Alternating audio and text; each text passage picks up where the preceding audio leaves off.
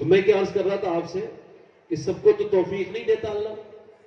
ہمارا ایمان ہے کہ محفل حضور میں لوگ آتے نہیں ہیں، بلایا جاتا ہے. آپ اگر یہ سمجھ رہے ہو کہ آپ خود بیٹھے تو غلط سمجھ رہے ہیں. اگر میں یہ سمجھ رہا ہوں کہ میں خود سے تقریر شروع کر رہا ہوں تو یہ میرا سمجھنا بھی غلط ہے، کیونکہ میاں یہ سب نظام اللہ اس کے رسول کے اختیار میں.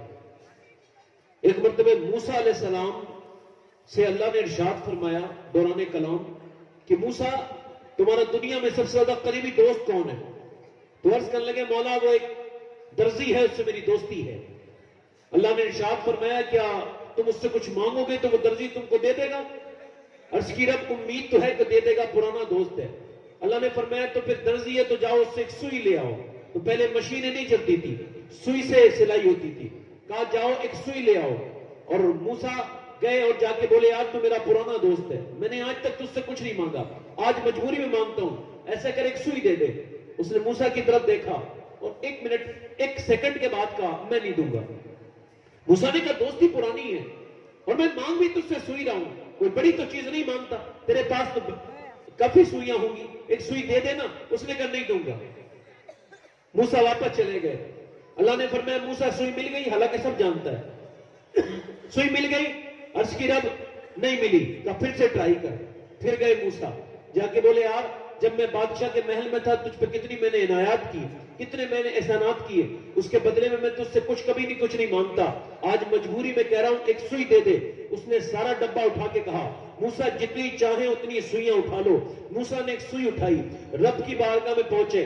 رب نے ارشاد فرمایا موسیٰ مل گئی؟ کہا رب مل گئی، مگر ایک بات سمجھ نہیں آئی، وہ پہلے بھی میرا دوست تھا، وہ اب بھی میرا دوست ہے. پہلے اس نے ایک سوئی نہیں دی، اب سارا ڈبہ سامنے کر دیا، بات سمجھ نہیں آئی. تو اللہ نے فرمایا موسیٰ زیادہ سمجھنے کی کوشش نہ کر، سن پہلے اس کے دل میں نہ دینے والی بات میں نے ڈالی تھی، بعد میں دینے والی بات بھی میں نے ڈال دی ہے.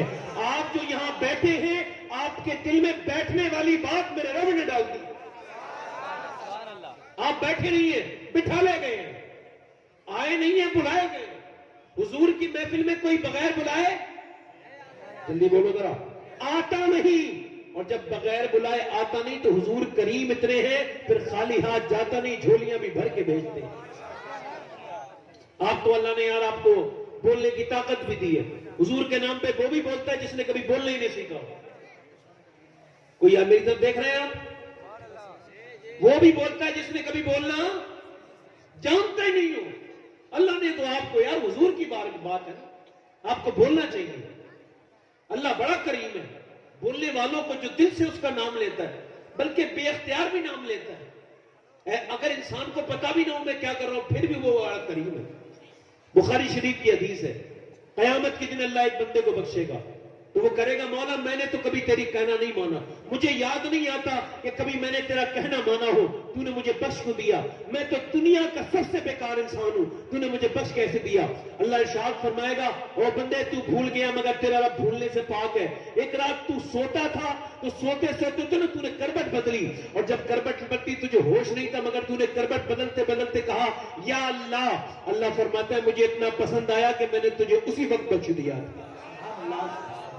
تو ذرا زور سے بولو سبحان اللہ، دل لگا کے بولو، آواز ذرا بڑا ہلکا سا. دیکھو ہاتھ کو نہیں کہیں گے ہم، ہاتھ پہ تو بڑا اختلاف ہو جاتا ہے. آپ بس ایسے کہو زور سے سبحان اللہ، ماشاء اللہ.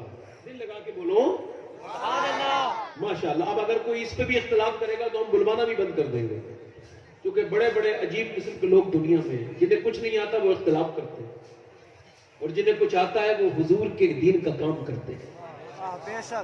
ٹھیک ہے بیٹھے آرام سے. تو آپ کو اللہ نے زبان دی ہے، ادھر دیکھیں حضور کی بارگاہ میں وہ بھی بولا جس نے کبھی بولنا نہ سیکھا ہو. ایک صحابی حضور کی بارگاہ میں آتا ہے، عرض کرتا ہے حضور میں آیا نہیں ہوں، بھیجا گیا ہوں. سرکار میں خود نہیں آیا، میری بیوی نے بھیجا ہے. میری بہنیں سنیں، آپ بھی سنیں. حضور نے فرمایا کیوں، کیا بات ہے؟ کہنے لگے حضور میرے اولاد کوئی نہیں تھی تو میری بیوی راتوں کو روتی تھی. اسے چاچی پھوپھی خالہ کہنے والے تھے مگر کوئی ماں کہنے والا نہیں تھا. یا رسول اللہ اس نے کئی مرتبہ دعائیں مانگی, اس نے بڑی روئی, اللہ کا کرم ہوا وہ حاملہ ہو گئی, وہ اللہ کا کرم ہوا امید ہو گئی, اور جب امید ہوئی تو وہ راتوں کو رو رو کے سجدے کرتی تھی, اللہ تیرا شکر ہے یہ تو نے مجھے توفیق دے دی, رب العالمین تو نے کرم کیا کہ میں آج حاملہ ہوں اپنے کرم, تیرے کرم سے یا اللہ. وہ بڑا شکرانے ادا کرتی تھی حضور سے. وہ صحابی عرض کرتا ہے حضور مگر کچھ دنوں کے بعد جب بچہ پیدا ہوا تو میں بھی بہت خوش ہوا, میری بیوی نے بھی شکرانے کے نفل پڑھے, ہم دونوں نے اللہ کا شکر ادا کیا, مگر کچھ دنوں کے بعد جب بچہ بڑا ہوا تو میں بھی روتا ہوں, میری بیوی بھی روتی ہے.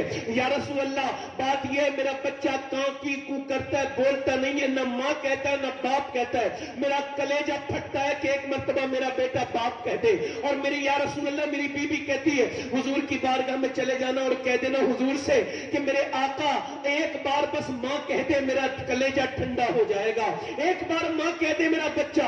میرے اعلیٰ حضرت فرماتے ہیں میرے کریم سے اگر قطرہ کسی نے مانگا دریا بہا دیے ہیں, دربے بہا دیے. فرمایا بچے کو لے کے آؤ, بچہ آ گیا. حضور نے فرمایا بچے سے کیا تو بولتا نہیں ہے, اس نے گردن ہلا کے اشارہ کیا. سرکار نے فرمایا تو ابھی تک تو نہیں بولا مگر تجھے ابھی بولنا ہوگا, بتا میں کون ہوں. تو جو اپنے باپ کو دیکھ کے نہ بولا وہ رسول پاک کو دیکھ کے بولا آپ اللہ کے رسول ہیں. رسول نعرہ تکبیر, نعرہ رسالت, مسلک اعلی حضرت خطیب البراہیم علامہ سید شباہت حسین صاحب قبلہ. نعرہ تکبیر, نعرہ رسالت. میں آپ کو تھوڑا سا اپنی طرف راغب کر رہا ہوں.